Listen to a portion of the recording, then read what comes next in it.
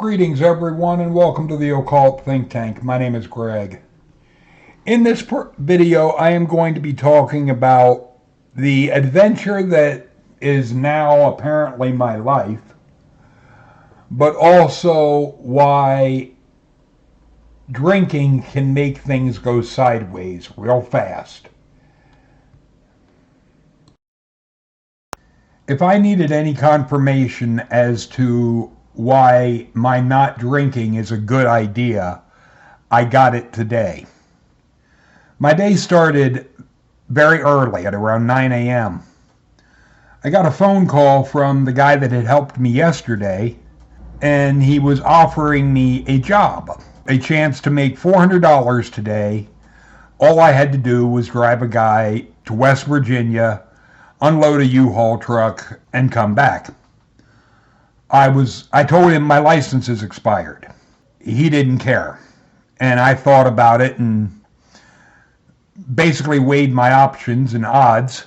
And I had figured it's very unlikely that I would encounter the cops because, one, I won't be speeding or doing anything that would get their attention as far as I was concerned.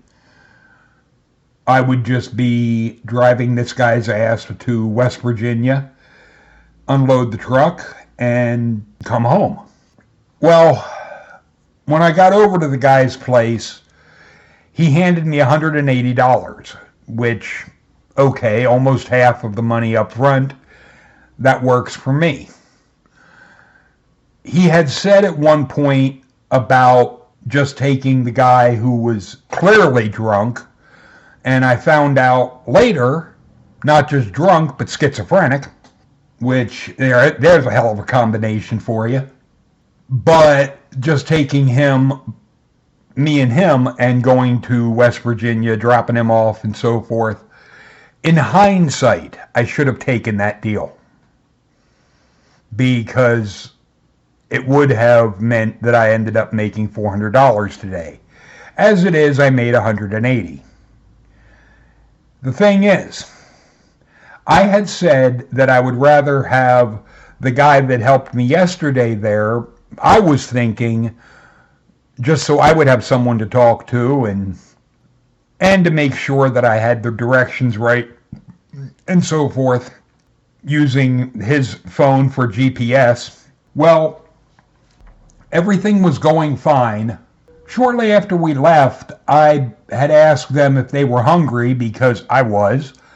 And I had thought about stopping at a fast food restaurant just to get some lunch, and then going to West Virginia, doing the business, and coming home.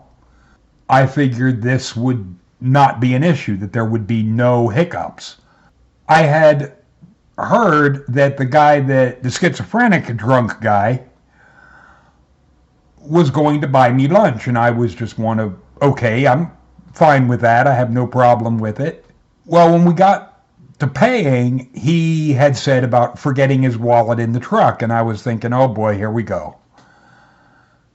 Now, I knew the woman that was the manager of the fast food restaurant because I had worked with her about 20 years ago, before she was a manager, and I had said, I showed him the cash in my wallet, and I was like, at worst comes to worst, I'll just pay for it myself. But I was waiting to see if this guy was going to come back with his wallet or whatnot. He did, and he used his card and all that, and everything was fine. I was thinking, and they handed me the tray and the cups, and I was just thinking, all right, we're going to eat, and I wanted to know who wanted what to drink because I just had the cups. That was when I found out that there was a dispute between the two drunks. And what they were in an argument about, of all stupid fucking things, was who was buying lunch. It ended up, of all craziness, the cops got called. And I was thinking, oh, Jesus. Just what I didn't want to have happen is now in front of me. And it is looking me in the eyes, not because of anything I did, but because of these two drunk idiots. The thing is, when the cops were there, they asked for our ID. I handed them my license, and I knew they were going to tell me my license is expired. I knew that, but this was a scenario that I was not anticipating. Especially, I said to the one cop, of all the stupid reasons to have a dispute over who is buying fucking lunch. He laughed and he knew exactly what I was getting at. That this is the dumbest fucking reason. He had asked this one guy if he had been drinking, which I could have told him, and I think his own eyes could tell him the answer to that question is yes. The guy tried twisting that around to being an accusation of drinking, and the cop had pointed out, number one, you're slurring your speech, number two, you're staggering.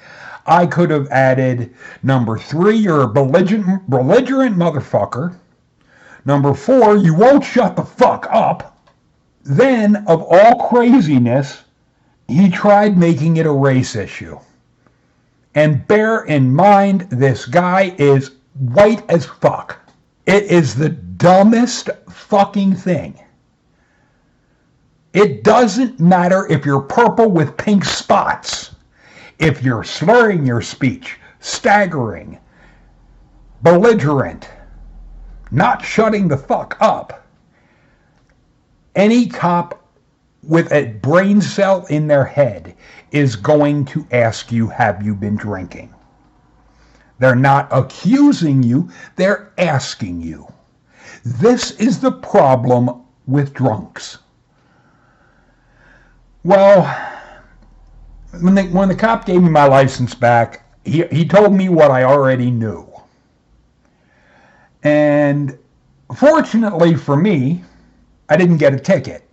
Because worst case scenario was I would have gotten a ticket. Didn't get a ticket.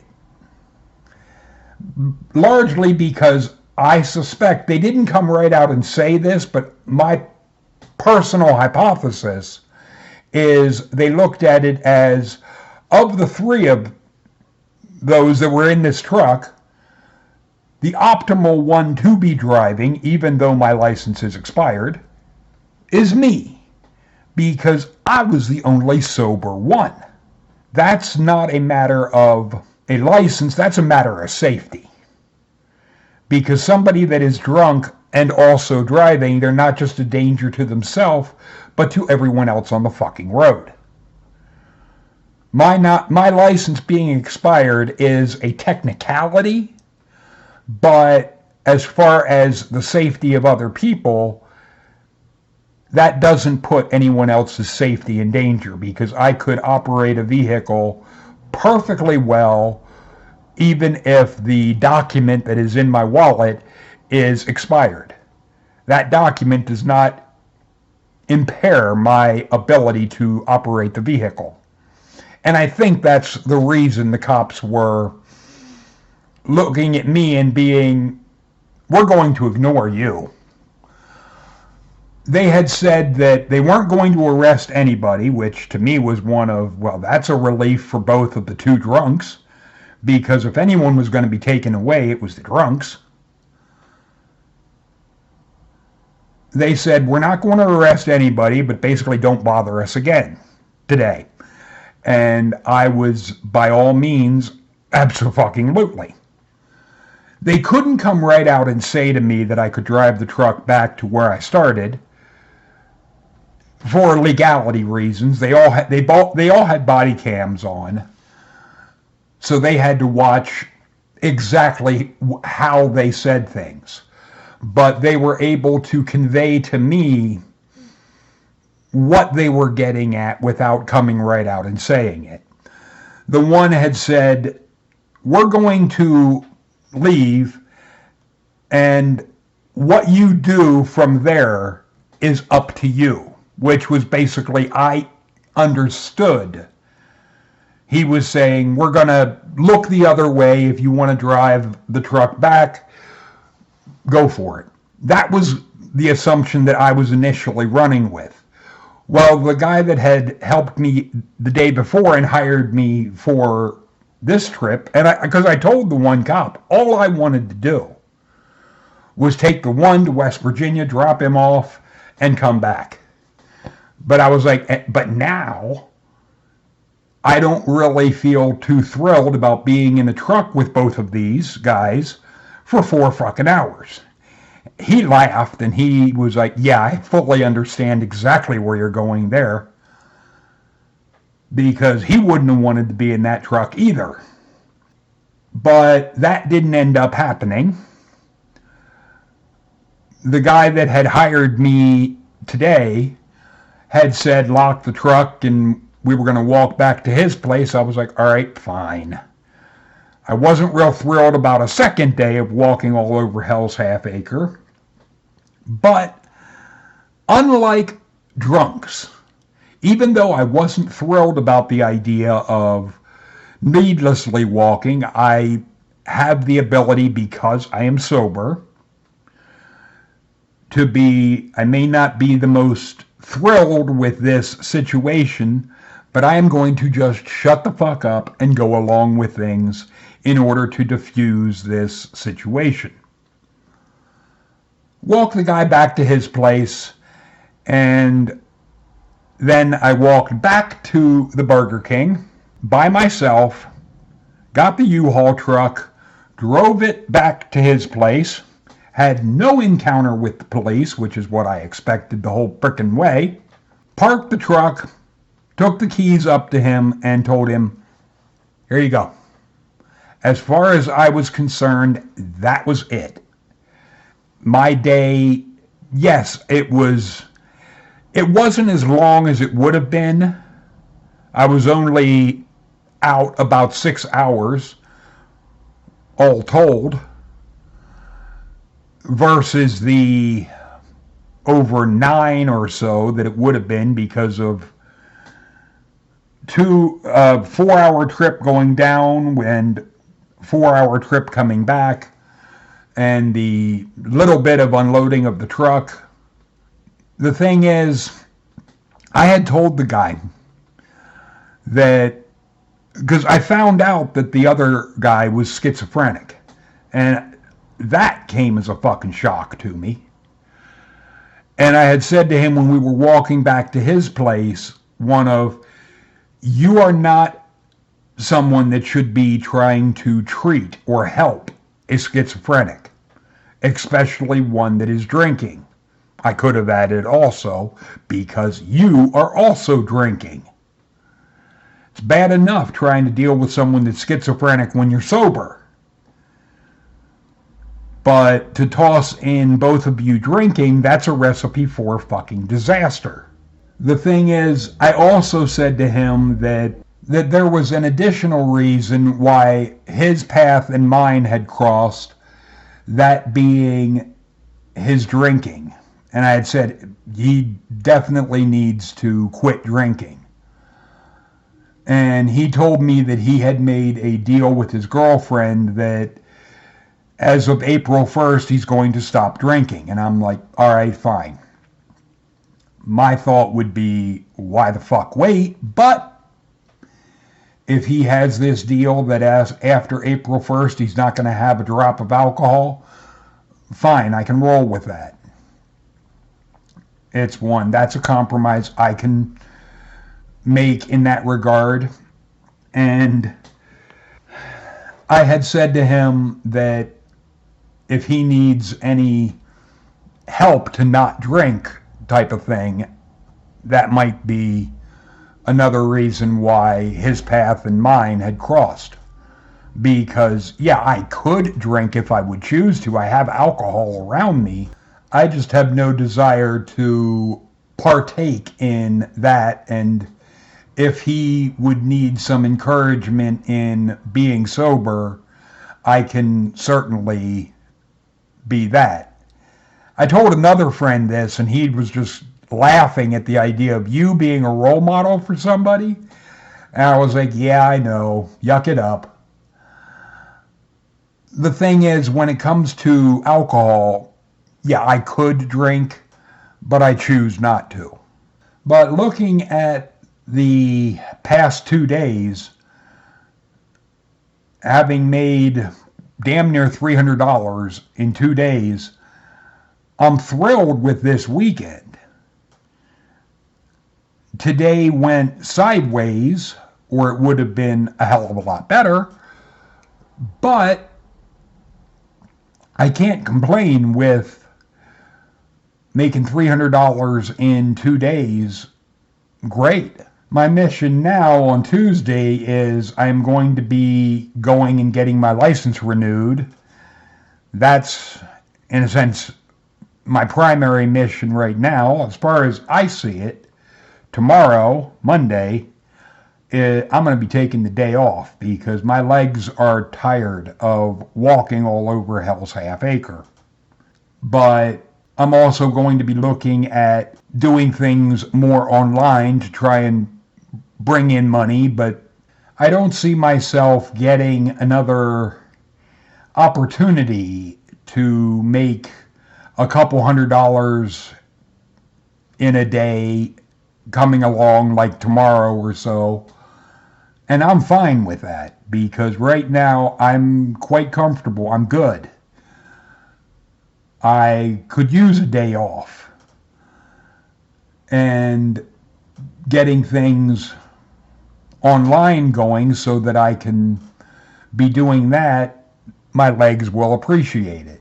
The thing is, if any of you needed a reason not to drink, this should be a prime example of not just why it's a bad idea for you to drink, but especially having two people that are drunk around each other, especially when there is mental illness involved.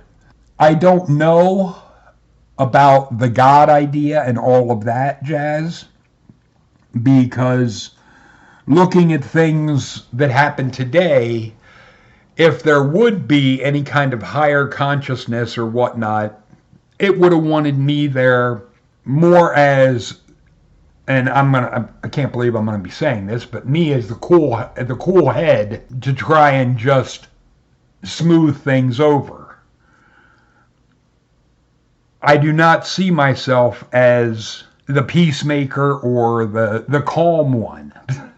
But when you're dealing with two drunks, yeah, I guess the sober guy is the reasonable one. It's unbelievable. I think the big takeaway for all of this is if somebody is dealing with a serious mental illness like schizophrenia, no matter how much you want to try and help people, it is not a good idea to try and help somebody that has that serious of a mental illness and not being trained in that field of mental illness, because all you're going to do is potentially make things a lot worse, especially when you introduce alcohol not just to the one but to both of you.